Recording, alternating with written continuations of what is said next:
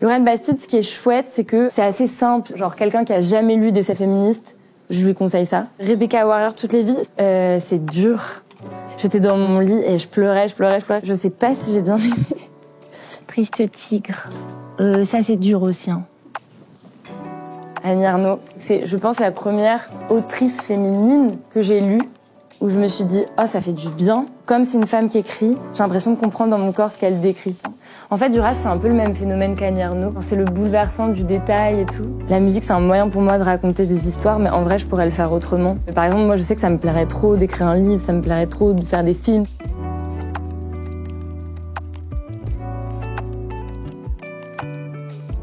Salut Marguerite. Salut. Est-ce que tu peux nous expliquer où on est? Ici, on est chez Violette & Co, qui est une librairie féministe et queer. Je venais ici, j'ai découvert cette librairie parce que avant, quand je bossais dans le cinéma, j'avais le bureau qui était juste à côté. Et je passais devant en rentrant le soir ou en arrivant le matin et je me faisais toujours piéger. C'est quoi ton rapport à la littérature du coup? Moi, j'ai toujours lu beaucoup. Déjà parce que j'étais, je pense, dans une école très stricte. Il fallait vraiment lire énormément. On avait beaucoup de devoirs. Et j'étais très assidue. J'essayais de faire super bien mes devoirs et tout. Donc je pense que c'est un peu venu de là. Après, comme j'ai commencé le théâtre tôt aussi, ça ouvre un imaginaire. Forcément, il y a une approche des textes qui est venue très tôt. Et aussi parce que j'adorais ça. J'étais un peu timide, donc j'aimais bien parfois prendre mon livre, être un peu dans mon coin et tout. Ça fait un peu genre... mais c'est vrai. Et aujourd'hui, c'est un besoin vraiment. Qu'est-ce que tu vas chercher dans la lecture? C'est plus une émotion, c'est du savoir, est-ce qu'il y a un truc en particulier? Franchement, j'ai eu des phases. J'ai eu une phase, par exemple, où je me suis rendu compte que je lisais quasiment que des essais. Je lisais aucun roman. Je crois que juste ça me fait du bien, ça permet de s'évader. C'est bête, mais je sais pas, je me sens plus intelligente. Non mais c'est vrai. En vrai, il faut le dire, parce que je pense qu'il y a plein de gens qui lisent pour ça, genre pour se dire « Ah, je vais me sentir bien dans ma conscience d'avoir lu avant de me coucher et tout ». C'est sûrement vrai, et en vrai, c'est trop bien aussi. Ça t'aide dans la musique aussi? Ouais, de ouf. Quand j'écris quelque chose que moi j'aurais aimé lire. Et je sais que il y a des livres que j'ai lus qui m'ont énormément touchée. Je sais même plus de quoi ça parle. Juste, c'était si bien écrit et si beau que ça m'a vraiment genre procuré une émotion, un sentiment de, je sais pas. Et puis c'est tellement simple. Enfin, je veux dire, tant qu'il y a des livres, tant que les gens peuvent écrire, dire ce qu'ils ont à dire, c'est que le monde va un peu pas aussi mal que ce qu'on pense, quoi. Je te laisse regarder autour de toi s'il y a des trucs qui t'inspirent, sur lesquels tu veux t'arrêter en particulier. Il y a celui-là déjà. Ouais. Rebecca Warrior, Toutes les vies. Ça, c'est ma dernière lecture, en fait. C'est dur. Elle perd l'amour de sa vie, en fait, d'un cancer. Sa femme, Pauline. Il faut vraiment avoir le cœur accroché. Enfin, moi, j'ai vraiment... je pleurais. J'étais dans mon lit et je pleurais. Je faisais des pauses. Et en vrai, je sais pas si j'ai bien aimé. Elle se livre de manière très courageuse et parfois elle dit des choses tellement dures et tellement crues et en vrai parfois je la détestais, je me disais mais tu peux pas dire ça, c'est horrible, t'es méchante, c'est pas bien, enfin voilà, pardon Rebecca si tu m'entends. C'est ça qui m'a, je crois, le plus marqué.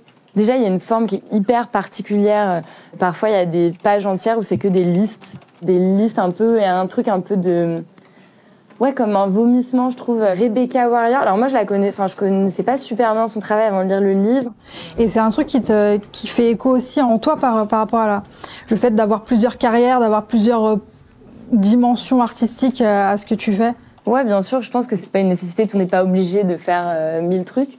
La musique, c'est un moyen pour moi de raconter des histoires, mais en vrai, je pourrais le faire autrement, que ça m'irait très bien. Enfin, j'adore chanter et il se trouve qu'en l'occurrence pour le moment c'est le moyen que j'ai préféré. Mais par exemple moi je sais que ça me plairait trop d'écrire un livre, ça me plairait trop de faire des films. Enfin, je sais qu'il y a plein de manières en fait de porter ce qu'on a apporté, de montrer un regard sur le monde et tout. Et moi je suis toujours admirative aussi des artistes comme ça qui arrivent à faire ça avec autant de talent dans chaque discipline. Et je pense vraiment qu'elle en fait partie. Ouais, parfois elle est dure mais vraiment acte de courage et je trouve que l'écriture c'est vraiment ça aussi.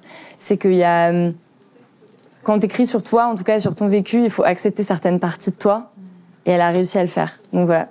Et puis, écrire et livrer un regard sur quelque chose, que ce soit en chanson, en lecture et tout, c'est forcément se confronter à des gens qui n'ont pas la même vision. Et je pense que si on écrit quelque chose qui ne décale le point de vue de personne et qui vient genre perturber l'ordre habituel de personne, c'est qu'on n'a pas bien écrit. Ensuite... Ah oui, il y a celui-là. Lorraine Bastide présente. Elle a aussi fait un deuxième qui s'appelle Futur. Et j'avais commencé moi par Futur et après j'ai lu Présente. C'est un des premiers essais féministes que j'ai lus. Je sais plus quel âge j'avais, mais j'ai commencé un peu tard d'ailleurs. J'ai commencé assez tôt les autrices féminines, mais vraiment les essais féministes. J'ai mis plus de temps à, assumer ce genre de lecture. Je pense que j'étais pas dans un endroit où ça se faisait beaucoup, du coup voilà. Lorraine Bastide, ce qui est chouette, c'est que elle m'a vraiment, c'est assez simple. Je veux dire, c'est une entrée. Je veux dire, par exemple, pour des gens, genre quelqu'un qui a jamais lu d'essais féministes, je lui conseille ça. Parce que je trouve que c'est sobre, c'est assez complet, ça pose les bases, genre des premières réflexions, des premiers trucs où on se décale sur, genre, on change notre regard sur la société, on se dit, il y a un truc qui va pas. Typiquement, Présente, elle parle de l'invisibilisation des femmes dans la société en général, dans les médias, dans la politique, etc. Et donc, c'est une manière de remettre un peu l'église au milieu du village et de dire, mais en fait, on nous a appris ça toute notre vie, mais sachez que là, il a manqué, tout ce qui a manqué dans la représentation des femmes en général, voilà. Donc ça, c'est trop chouette. Et Futur, ce que j'ai aimé, c'est que c'est la suite. Présente, il est un peu déprimant. C'est un peu genre, ouais, ça fait des millénaires que on n'existe pas, quoi. Et Futur, c'est un truc d'espoir de dire, mais en fait, le féminisme, c'est l'avenir.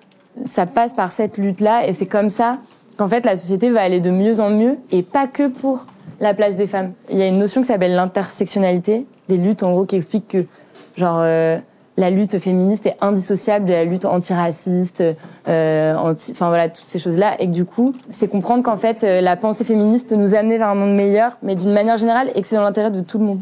Et elle l'explique super simplement, avec des exemples concrets. Elle fait référence un peu à plein d'auteurs, d'autrices, notamment, en vrai, surtout des autrices, qui vont plus loin dans certaines notions qu'elle aborde et tout. Donc c'est aussi un bon point de départ pour avoir un peu une liste ensuite et pouvoir continuer à lire genre des trucs sur ces thématiques-là. Et ça, je trouve ça génial. Donc voilà, moi je trouve ça un peu genre la base simple, une bonne entrée dans les essais féministes. Et moi j'ai trop kiffé la lire. Elle a un podcast qui s'appelle La Poudre aussi, qui est génial, où elle invite des femmes à parler de leur carrière, de qui elles sont, de leur combat et tout. Et voilà, c'est vraiment une chouette meuf et ça se lit super bien. Et genre moi, si demain mon père il me disait qu'est-ce que tu me conseilles de lire, je lui donnerais ça. Ok. Tu peux nous parler un peu justement, tu disais que ça arrivait un peu tard dans ta vie, le fait de t'intéresser à des essais féministes, ou en tout cas que ce soit un peu plus assumé. Il y a un élément dans ta vie qui a fait que tu as eu cette envie-là d'assumer ou en tout cas d'approfondir tes connaissances sur le féminisme? Ouais, je pense qu'il y a plusieurs choses. Je pense que je viens d'un milieu assez classique. J'ai que des frères. J'étais un peu livrée à moi-même en tant que femme. Je veux dire, genre quand j'ai eu mes premières règles, il y a personne qui pouvait m'expliquer comment je pouvais faire, quoi. Je pense que naturellement, c'est des sujets qui m'ont intriguée, qui ont été mystérieux, dont j'avais besoin. Et comme j'ai quand même été élevée par des parents qui m'ont dit quand il y a quelque chose qui t'intrigue, quand il y a quelque chose qui te fascine, lis dessus, intéresse-toi, pose-toi les questions. Je pense que c'est venu comme ça. Ah, oh! Annie Ernaux. Annie Ernaux, en fait, c'est ça qui est assez marrant, c'est que c'est, je pense, la première autrice féminine que j'ai lue. Ou en tout cas, peut-être que j'en avais lu avant sans vraiment... mais c'est la première où je me suis dit « Oh, ça fait du bien !» Parce que comme c'est une femme qui écrit, j'ai l'impression de comprendre dans mon corps ce qu'elle décrit. Et c'est trop marrant, en plus, c'est mon père qui me l'a recommandé. Donc, merci papa. Là, je parle de celui-là parce que c'est le premier livre d'Annie Ernaux que j'ai lu. Son style est tellement particulier. Et moi, ça m'a vraiment frappée. Genre, il y avait vraiment autre chose que j'avais encore jamais lu nulle part. Une manière de construire les phrases, la notion du temps. Enfin, tout est hyper... c'est tellement fluide, c'est tellement poétique autant que c'est quotidien. Enfin, voilà, je suis fan et genre j'ai quasiment tous ses livres et je les ai quasiment tous lus. Et les années, ce qui est hyper beau, c'est qu'il n'y a pas vraiment d'histoire en fait. Elle énumère juste le temps qui avance, les générations qui se succèdent, la société qui évolue. Et moi, je suis assez fascinée par ça, par le temps qui avance. C'est un peu d'ailleurs le thème de mon EP, tu vois, grandir et tout. Il y a un truc de faut passer genre d'un chapitre à l'autre, quoi. Faut avancer, faut analyser et tout. Et je trouve que ouais, moi c'est un peu le livre que je conseille à tout le monde aussi qui veut commencer Annie Ernaux parce que je trouve qu'il rend hyper bien sa singularité d'écriture et tout. Ouais, c'est un peu c'est pas très accessible quand même comme écriture. Non. Ça peut être un peu déroutant. Ouais, c'est pas forcément le livre que t'as sur la plage et où tu te dis c'est qui le meurtrier, tu vois. Mais il y a une tranquillité, je trouve, de lecture. Enfin, dans les années, il y a des livres d'Annie Ernaux qui sont un peu plus durs, genre l'événement. Très intense. Faut avoir le cœur accroché. Ouais. Et en même temps, en fait, ça m'a fait tellement de bien de lire Annie Ernaux, de lire l'événement et de me dire waouh, genre en fait, il y a une femme qui en plus est quand même mise en valeur, je veux dire dans le paysage littéraire, etc., qui vient avec une parole de femme sur le corps de la femme, où genre moi avec mon corps de femme, je ressens exactement ce qu'elle décrit et je sais que c'est pas un homme qui a pris genre le sujet, qui s'en est emparé et qui a écrit à notre place, quoi. Donc moi, c'est un peu la première autrice féminine où je me suis rendu compte qu'en fait, c'était plus agréable de lire des livres écrits par des femmes. Et d'ailleurs, après avoir découvert Annie Ernaux, je lisais un peu plus que des meufs. Genre Marguerite Duras, Sally Rooney, des trucs comme ça. Et en fait, ça fait du bien, quoi. Et c'est aussi, je trouve qu'elle fait un hyper beau devoir, enfin, elle remplit hyper bien le devoir de mémoire aussi sur l'avancée des droits des femmes, quoi. L'événement, le fait qu'elle ait pu statuer dans un livre, genre le fait que l'avortement était illégal à l'époque, le tort que ça a causé au corps des femmes de l'époque, à leur santé mentale aussi, enfin juste la gravité de la situation, le fait que ce soit rangé dans un livre et qu'on puisse y revenir, c'est nécessaire. Ouais. Parce que c'est se rendre compte aussi qu'aujourd'hui, ça a changé et qu'en même temps, on se rend compte parfois que c'est pas complètement acquis non plus.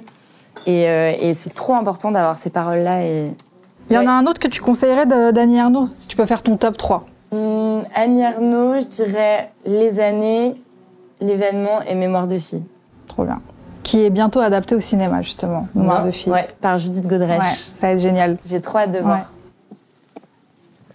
Rose Lamy, Ascendant beauf. Pour être très honnête, je l'ai pas encore fini. Mais c'est un essai qui trace les contours, je dirais, et explore un peu la figure du beauf de notre société, mais qui a un terme que je trouve en plus assez large. Et ce qui est marrant, c'est qu'en le lisant, je me suis rendu compte, j'en parlais un peu autour de moi, et je me suis rendu compte que tout le monde avait une définition hyper différente du beauf. Et j'ai l'impression que c'est un peu ça aussi qu'elle défend dans le livre. Je trouvais ça intéressant pour moi de pousser ma réflexion sur la lutte des classes et genre moi je me pose beaucoup de questions sur le snobisme intellectuel et sur typiquement où elle explique en fait des scènes hyper concrètes qu'elle donne, où elle dit quand j'étais à la fac avec des gens un peu qui se la jouaient un télo et tout, j'avais honte d'aimer telle chanson de tel chanteur, alors qu'en vrai c'est une trop belle chanson. Mais c'est vrai que c'est comme si la société avait décidé qu'il y avait des choses qui étaient genre chic et des choses pas chic. Enfin et je trouve ça trop intéressant. J'ai l'impression que il y a jamais trop de, enfin ce sujet-là il est pas très abordé dans des essais uniques. Rose Lamy, c'est elle qui est à l'origine du compte Instagram Préparez-vous pour la bagarre. Et elle avait déjà écrit un livre, je crois, qui s'appelle Un bon père de famille, où elle parle pareil de la figure du père de famille, etc. C'est ça, hein, je l'ai pas lu, mais il me semble que c'est ça. Voilà. Et en fait, il m'a attirée. Et par exemple, là, ils disent, avec Ascendant beauf, Rose Lamy tisse un récit de la domination culturelle. Je trouve ça hyper intéressant comme terme. C'est comme si, même dans la culture qui est censée être quelque chose qu'on partage et je veux dire, où il y a, il y a pas de, tout le monde doit y avoir accès et tout le monde peut en plus y contribuer, etc. Il y a quand même un système de domination qui est représentatif probablement aussi, genre d'une forme de patriarcat, mais aussi d'une forme d'élitisme et de genre domination économique aussi de certaines personnes. Enfin voilà, et je trouve ça trop intéressant. Elle dit film, émission de télévision, livre, souvenir. Elle interroge les formes et les fonctions de ce mépris. Je trouve la notion de mépris est trop intéressante aussi. Portée aussi parfois par le camp politique historique des classes populaires, la gauche. Donc c'est aussi, en plus de dire, même à gauche, on peut en fait trouver des gens beaufs alors qu'on défend ce que la société définit comme des beaufs. Enfin, bon, là je grossis vraiment les traits, je vulgarise, mais du coup c'est vraiment... en fait, je crois que c'est ça, la clé de ce livre, et ce qui, moi, genre m'a vraiment plu, c'est, ok, c'est un livre qui va me permettre de me remettre en question sur plein de trucs. Je trouve qu'avec ça, elle arrive à le susciter. Et je trouve ça hyper fort. Et elle le fait elle aussi. Donc en fait, c'est vraiment juste un appel à, venez, on essaye tous de remettre en perspective le regard qu'on porte sur les gens, le regard qu'on porte sur certaines, certaines passions, certaines pratiques, en fait, où on se dit, je sais pas. Il y a beaucoup ce truc-là dans la musique aussi, justement, quand un artiste est hyper populaire, Oui. On va considérer ça moins bien. Voilà, moi par exemple, ça m'énerve. Genre typiquement, les gens qui disent ouais, Jul et tout.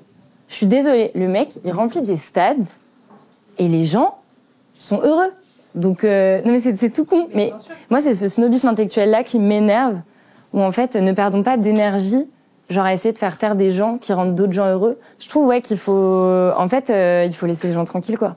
Ouais, et puis il y a ce truc-là, tu parlais de mépris, il y a vraiment une condescendance à juger ce que le peuple aime. Ouais. Si tout le monde aime, c'est forcément que c'est un peu bête. Oui, c'est ça. C'est pas, c'est hyper accessible parce que justement, c'est pas élaboré, ce qui est pas du tout le cas de la musique de Jul, mais il y a des barrières qui font que les gens n'ont pas envie de faire le pas d'analyser une musique qui serait hyper populaire. C'est ça. Et moi, d'une manière générale, j'aime pas genre. Comme je suis comme tout le monde, j'en ai, mais j'aime pas les a priori. Genre quand je conscientise que j'ai un a priori sur un truc, je suis en mode, mais en fait, stop, genre c'est débile. Et voilà. Et je trouve que c'est un peu moi ce qui m'a. Il y a évidemment plein d'autres choses et enfin, elle aborde. Je veux dire, c'est large. Elle décortique vraiment cette thématique-là et elle va en profondeur. Mais moi, ça a appelé ça chez moi, genre cette remise en question. Et je trouve ça génial en fait s'il y a des gens qui peuvent faire ça. Et je pense qu'il y a beaucoup de personnes qui devraient lire ça. Ça a l'air bien tout ça. Là, il y a un Duras, Marguerite Duras. Donc là, c'est la douleur. Je sais que je l'ai lu, mais je m'en souviens pas très bien. En fait, Duras, c'est un peu le même phénomène qu'Annie Ernaux. Je trouve qu'il y a cette parole de femme, cette fluidité, enfin ce style d'écriture qui est genre c'est le bouleversant du détail et tout. Je trouve vraiment trop chouette. Et moi, Duras, là où elle m'a vachement marquée, c'est sur un livre qui s'appelle La pluie d'été. C'est un livre que j'avais lu quand je faisais mes études de théâtre, parce que c'est un roman et une pièce de théâtre à la fois. Genre, elle a pas voulu choisir. En fait, c'est une famille. Ils ont énormément d'enfants qui sont tous illettrés, mais il y en a un qui est surdoué et qui, du coup, en fait, ils se rendent compte qu'il sait lire et qu'il est incroyable et donc ils se disent, il va pouvoir nous sauver, nous sortir de notre condition, quoi. Il me semble que, enfin, je veux pas dire de bêtises, mais c'est le souvenir que j'ai de ce livre. Il y a une scène qui est magnifique où il y a le personnage principal, donc ce petit garçon avec sa sœur, et ils pensent qu'ils vont mourir et il pleut et je sais pas, c'est tellement beau et ils se posent des questions sur genre est-ce qu'on sera encore ensemble quand on sera mort dans le ciel et tout. Voilà. Après, je crois qu'il y a aussi des histoires, enfin une dimension incestueuse.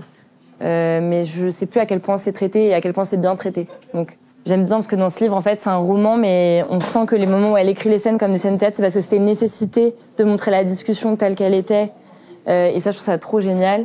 Et ouais, moi, elle m'a bouleversée. J'avais envie de mettre en scène d'ailleurs ce livre. Finalement, je l'avais pas fait. Mais je me souviens d'avoir vu certaines scènes de La pluie d'été jouer à l'école et je pleurais. Je sais pas, ouais, j'aime beaucoup. Et elle a écrit aussi un livre de cuisine. Vous saviez ou pas? Qui s'appelle La cuisine de Marguerite. Elle a vécu en Asie, il me semble au Vietnam, et du coup, elle a gardé plein de recettes, genre de cuisine asiatique et tout. Et elle a un livre dans lequel elle explique comment cuire le riz, qu'est-ce qui est bon comme sauce. Et en fait, c'est incroyable parce que c'est des recettes mais hyper poétiques et ça donne trop faim. Et il y a des photos et tout. Le livre, il est génial. La cuisine de Marguerite. Je te laisse regarder ici s'il y a des petites choses. Je crois qu'il n'y en a pas dans ta liste, mais s'il y a des trucs qui t'inspirent. Il y a Bell Hooks. Moi, j'ai lu genre là, c'est Culture insurgée. Moi, j'ai lu le plus connu À propos d'amour. C'est une autrice féministe qui est géniale, en vrai, il faut lire. Et surtout pour ceux qui lisent en anglais, c'est cool parce que elle est aussi beaucoup vendue en anglais. Tu parlais justement d'intersectionnalité tout à l'heure. Ouais. Et c'est aussi une des thématiques qu'elle aborde, le fait de les luttes. Ouais. Elle est assez pionnière dans cette notion d'intersectionnalité. Elle fait partie, par exemple, des autrices que j'ai découvert grâce à Lorraine Bastide. Où, en fait, en lisant Lorraine Bastide, elle y faisait des références et je me suis dit, faut que j'essaye. Et à propos d'amour, ce que j'avais adoré, c'est que c'était une déconstruction, reconstruction de ce que c'est que d'aimer et de comprendre qu'en fait, aimer, c'est pas un sentiment, c'est une action. Et que, en fait, on a tellement vu de films, lu de livres, etc., qui nous racontent que, genre, on est amoureux. Donc en fait, c'est pas un état, c'est plus une action. Et de conscientiser ça, ça permet de se redonner une place dans les relations, mais qu'elles soient amicales, amoureuses. Et je pense que c'est hyper important. Ah, Conversation entre amis. Je crois que je l'avais commencé. C'est une autrice irlandaise. Je vais me la péter un petit peu. Je lis qu'en anglais. Mais parce que c'est vrai qu'à une époque, genre quand j'étais fin du lycée, je sais pas pourquoi je voulais trop faire la meuf, je voulais trop être bilingue. Et je me suis dit, je vais lire des livres anglais en anglais. Genre, je vais tout comprendre. Je passais vraiment tout mon temps avec le livre et mon téléphone à chercher la traduction des mots. Mais en vrai, ça m'a fait progresser. Non, c'est juste qu'en vrai, c'est un vrai truc. Sauf qu'à Exceptionnel, j'essaye de lire, les livres qui sont écrits de base en anglais. Je parle que anglais, je parle pas d'autres langues, français, anglais, quoi. Mais les livres qui sont écrits de base en anglais, j'essaye de les lire en anglais, parce que la traduction, je trouve qu'on perd quand même pas mal le geste de l'auteur ou de l'autrice. Et notamment, son, plus grand succès à juste titre, qui s'appelle Normal People, qui a été adapté en série. La série est géniale, et c'est tellement rare qu'un livre, parce que moi, le livre, il m'a terrassé. Do you like me? Just as a friend. Il m'a terrassée. Pareil, je faisais que pleurer tout du long. J'étais bouleversée. C'est deux ados qui se rencontrent au lycée, qui ont des personnalités complètement différentes, mais qui tombent amoureux. Et en fait, c'est tous les moments de leur vie où ils se croisent, où ils se perdent, où ils se séparent, et puis ils se retrouvent. Et puis en fait, et c'est toute la continuité de cette histoire et tous ces rendez-vous, aussi bien ces rendez-vous qui se donnent et ces rendez-vous manqués aussi. Tu grandis avec les personnages, puis tu les vois grandir et tout ça, je trouve ça génial. Et Normal People, pour ça, c'est trop bien. Je crois que c'était un des premiers livres aussi, une histoire d'amour, où je trouvais ça plutôt réaliste, dans la manière dont c'était décrit, même la première scène où ils couchent ensemble et tout. Dans mes souvenirs, je m'étais dit, ça me paraît plus conforme à ce que moi je sais que... Et la série, vraiment, vraiment, est tellement... C'est filmé vachement à caméra épaule et tout, j'adore. Tu peux avancer un petit peu, je te laisse regarder s'il y a des trucs qui te parlent. Non, mais s'il y a des trucs qui te parlent. Ouais, Neige Sino. Triste tigre. Ça, c'est dur aussi. Hein. Mais pareil, elle réunit plein de conditions, moi, qui me font aimer un livre. Le courage, c'est écrit avec un beau style, mais c'est aussi un témoignage. Ouais, c'est magnifique. Mais il faut avoir le cœur accroché. Oh! Et oui, ça, c'est un livre jeunesse, pour enfants, quoi, qui s'appelle « Autant de familles que d'étoiles dans le ciel », Émilie Chazeran et Clémence Sauvage. En fait, ce livre, j'ai une nièce qui est toute petite, qui est née quand je faisais la Star Academy. Et quand je suis sortie de la Star Academy et que j'étais en tournée, on me recevait des cadeaux. Et j'ai eu en cadeau ce livre pour ma nièce. Déjà, j'ai trouvé ça trop mignon. C'est un livre, en gros, qui explique aux enfants que la famille, en fait, il y a autant de familles et de manières de faire famille qu'il y a de famille, quoi. Et que c'est un peu un livre qui permet d'expliquer aux enfants qu'il n'y a pas qu'un seul schéma de famille, un papa, une maman, des enfants. Il faut trouver un exemple probant. Une famille, ça peut compter un papa ou une maman, ou un papa et une maman, ou deux papas, ou deux mamans et deux papas. Parce que la famille, ça s'invente et ça se réinvente à l'envie. Et en fait, c'est trop génial que les livres pour enfants, maintenant, ils soient comme ça. Bon, j'imagine qu'ils le sont pas tous, mais c'est trop bien qu'il y en ait. Parce que moi, je sais que jamais de la vie, j'ai lu ça quand j'étais petite. Et probablement que, moi, me dire que je vais pouvoir lire ça à ma nièce et qu'elle va grandir en sachant que il n'y a pas une seule manière de faire famille, etc. Que ça va lui permettre, elle aussi, de savoir qu'en fait, si plus tard, elle veut avoir un enfant avec une femme et tout, c'est possible, ça existe. Si elle veut avoir un enfant toute seule, c'est possible. Enfin, si elle veut pas avoir d'enfant. Voilà, et je trouve que c'est fou parce qu'en plus, je retombe sur j'ai une amie aussi qui a eu un bébé, bref, et on a re-regardé ces livres de quand elle était petite qu'elle a récupéré pour son bébé et tout, et c'est chaud. C'est chaud comment ils étaient écrits, les livres pour enfants. Ce qu'on nous a mis dans la tête et tout. Et là, de voir qu'il y a des livres aussi beaux, aussi poétiques, aussi simples, peuvent, véhiculer un message réaliste sur la société telle qu'elle est, c'est génial. Et toi, t'as fait comment pour construire cette liberté, cette ouverture d'esprit? J'ai lu, et c'est mes parents aussi. En vrai, j'avais pas d'exemple autour de moi. J'avais que des exemples de famille traditionnelles autour de moi. Mais ma maman a toujours été hyper ouverte d'esprit. Et aussi, moi, j'étais au collège quand la question, par exemple, du mariage pour tous a été posée et que la loi a été votée et tout. Et du coup, c'est devenu un sujet très présent. C'était à l'école, c'était nos repas de famille et tout. Et du coup, je m'y suis tout de suite intéressée, évidemment. Et ouais, ça m'a permis de commencer aussi des réflexions là-dessus, d'en parler avec mes parents. Et voilà. Donc ça a jamais été vraiment un sujet pour toi, ça a toujours été plutôt facile d'aborder certains sujets. Bah, dans mon intimité, ça a toujours été très naturel et ça a toujours été là. Mais d'en parler, ça a peut-être été plus un processus. Mais je savais que j'étais aimée, quoi qu'il arrive. Donc j'ai eu la chance de pas grandir dans cette peur du rejet, etc. Et ça passe par l'éducation aussi pour toi Ouais, mais je pense que ça passe... mes parents m'ont pas lu des trucs comme ça et ils m'ont pas dit des trucs comme ça.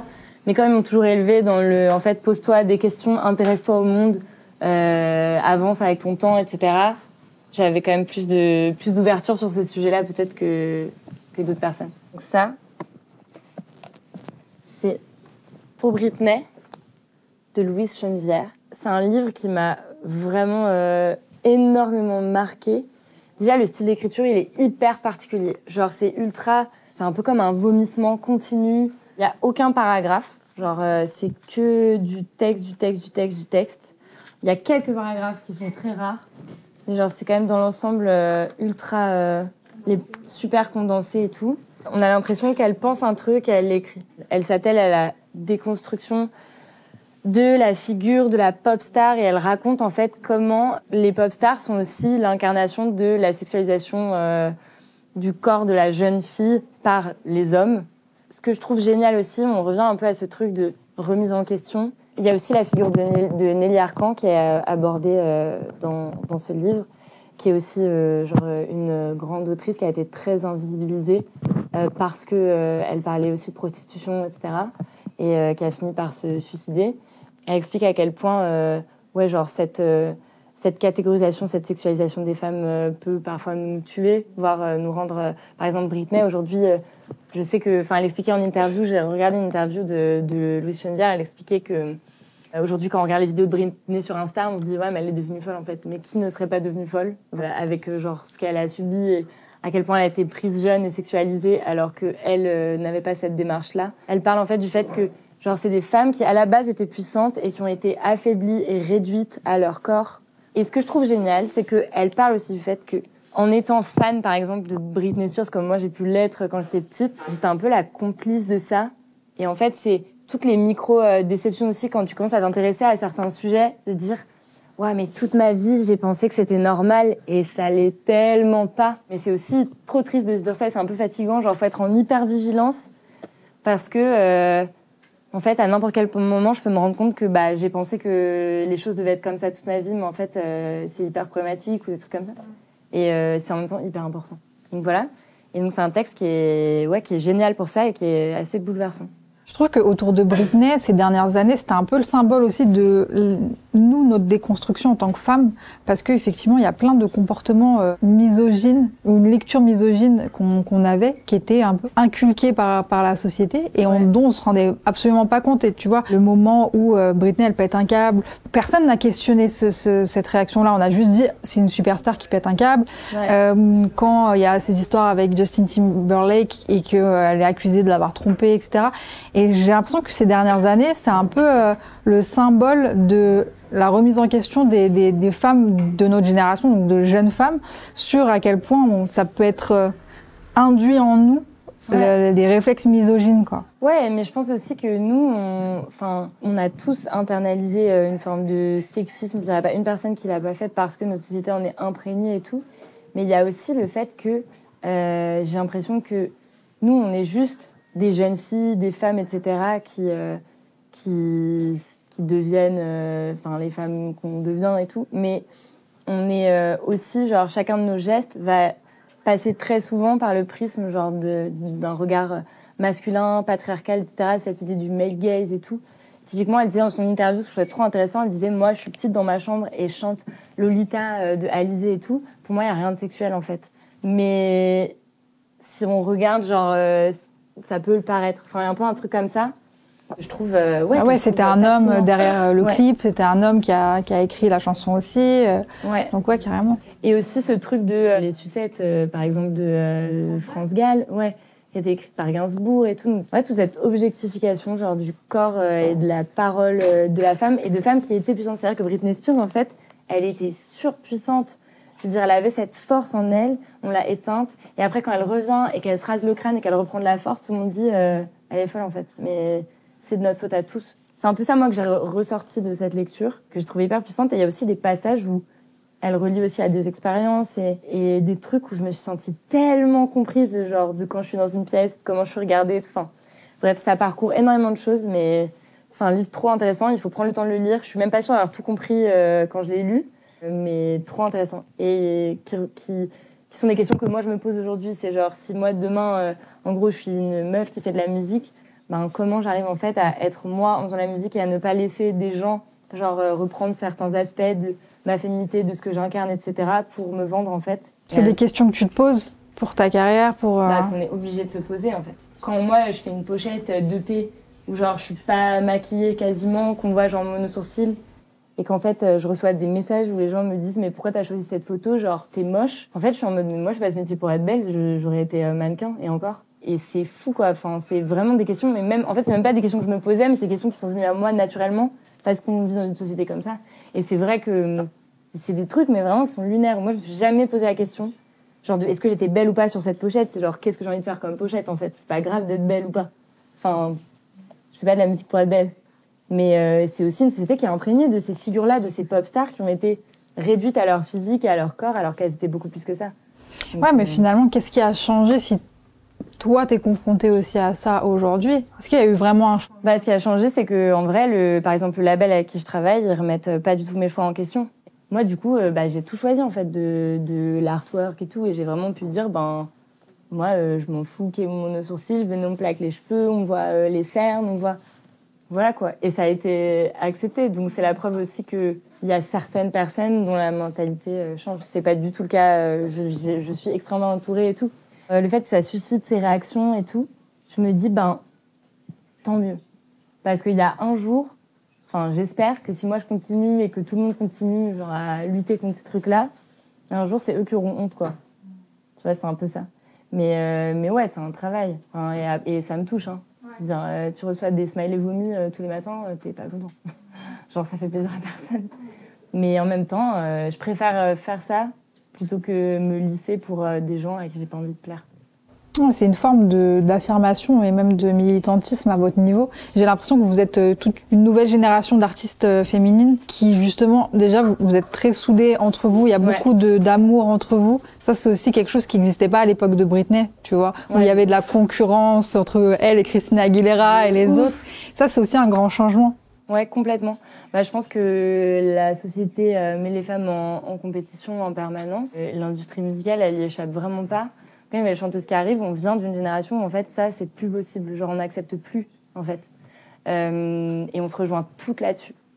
Et c'est génial aussi parce que c'est des questions. Moi j'ai déjà fait des sessions studio où on n'était que des meufs et on se regardait, on se disait ok mais regardez-nous faire des chansons entre meufs, genre en fait on n'a pas besoin. Et genre c'est après je fais aussi beaucoup de musique avec des mecs et tout, genre le P je l'ai fait quasiment qu'avec des hommes, mais c'est fou comme on était imprégnés. Genre j'ai une amie qui est dans la musique depuis longtemps et elle m'a dit c'est fou, j'ai l'impression qu'on attend quelqu'un. Et moi je trouve ça ouf, un truc, bref on digresse un peu, mais non c'est important de parler de ça. C'est une industrie qui est imprégnée de ce patriarcat et les lignes sont vraiment en train de bouger, genre vraiment. Et moi je le sens et je le vois. Genre là, je tourne mon clip la semaine prochaine, l'équipe elle est quasiment que féminine, et c'est même pas parce qu'on l'a voulu, c'est parce que juste il y a trop de meufs trop fortes et que voilà quoi, et qu'on est ensemble et qu'on n'est pas là genre à se dire il n'y a pas de question de compétition Tu penses que ça passera par là justement le changement dans l'industrie musicale, le fait d'affirmer à 100% qui vous êtes et justement de ne pas lisser votre propos? Ouais, en fait, je pense que il n'y a pas de bonne ou de mauvaise manière de faire, mais je pense que c'est juste d'être instinctive, libre de faire ses choix, en fait. En fait, c'est aussi simple que aujourd'hui, les femmes, elles veulent faire leurs choix. Et je trouve que ça n'a pas été le cas dans l'industrie de la musique pendant très très longtemps. Moi, c'est plus un truc de j'ai envie de choisir, qu'on me laisse choisir, et c'est ça qui est en train de se passer vachement. Colmini